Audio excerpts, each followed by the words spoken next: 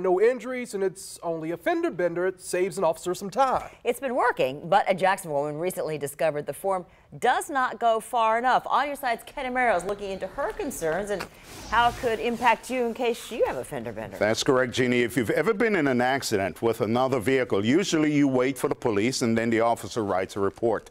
And often it is at that point the investigating officer determines who's at fault. What this Jacksonville mom discovered is that the self-reporting crash forms do not include assignment of blame.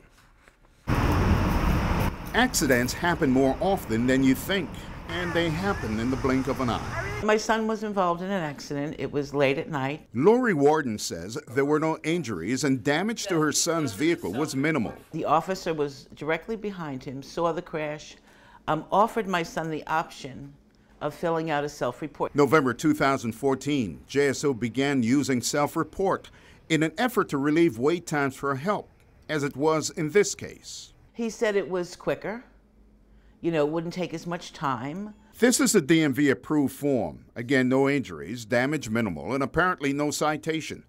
So the drivers exchanged insurance information and then filed a crash report online.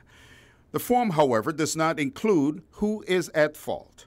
Warden made that discovery when she tried to file a claim against the other driver. Their insurance company said there's no proof. There's no way to know who's at fault at this accident because there is no true crash report. Matt Carlucci, a longtime State Farm agent, is familiar with the self-report forms. For the most part, yeah, it works. Carlucci says usually if there's a question of who is at fault, the insurance companies will figure it out. Most companies will do an investigation. Warden says she's stuck paying for the repairs even though the damage was caused by another driver.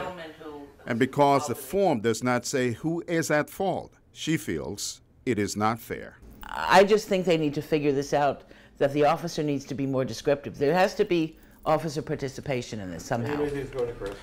Now, I spoke with JSO, and spokesperson Lori Ellen Smith told me the online crash reports is simpler for the citizens, and JSO would now work with the vendor that was not DMV approved.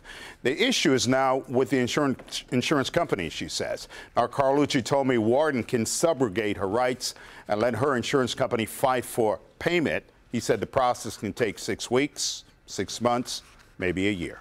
Back to you. Ken, thank you. The West Mims fire in Georgia still burning at the Okefenokee Swamp. Despite all the